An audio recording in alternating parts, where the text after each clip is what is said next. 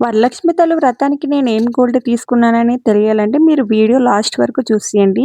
Hi అండి. This is Aparna. Welcome back to my YouTube channel. ఇప్పటివరకు నా ఛానల్ ఎవరైనా సబ్స్క్రైబ్ చేసుకోకపోతే చేసుకోండి. లైక్ కొట్టండి. షేర్ చేయండి. నా మరిన్ని వీడియోస్ అంటూ వస్తుంటాయి మీకు.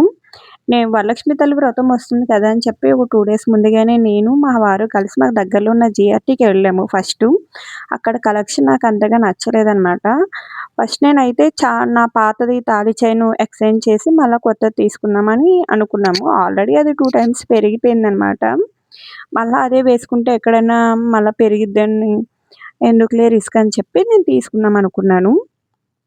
అట్లా వెళ్లి చూస్తే జీఆర్టీలో నాకు కలెక్షన్స్ అంతగా ఏం నచ్చలేదు. అందులోనూ తర్వాత మా వారికి ఆఫీస్‌కి లేట్ అయిపోతుందని చెప్పి ఆయన ఒక్కరే ఎళ్ళిపోయారనమాట.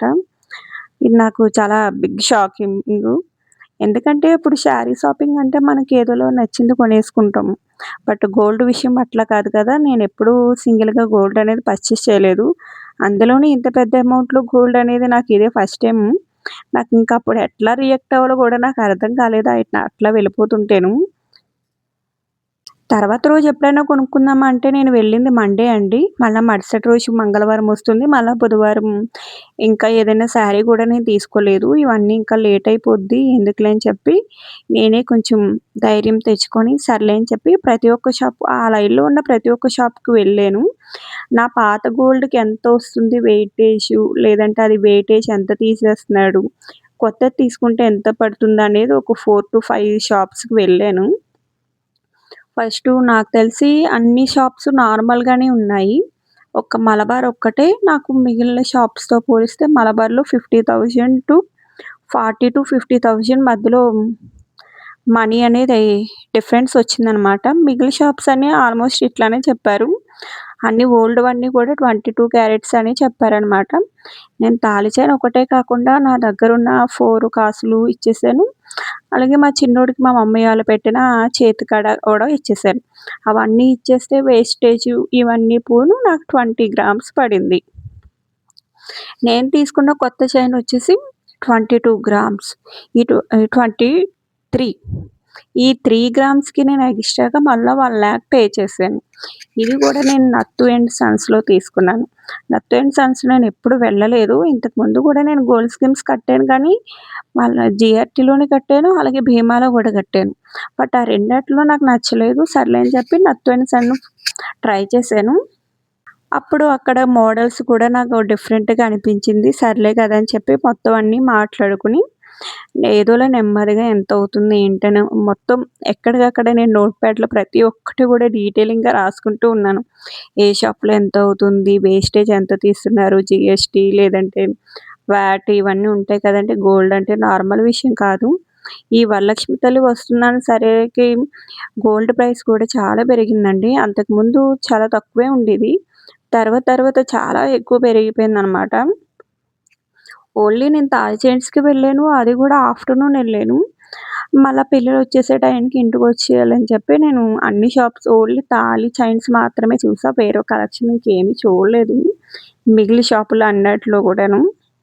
తాళి చైన్ అనేది ఇప్పుడు నార్మల్‌గా ఉంటే 3 తులాసు లేదంటే 4 తులాస్ ఉందే తప్ప బిలో 2 తులాస్ అసలు చాలా తక్కువగా రేర్‌గా ఉందనమాట.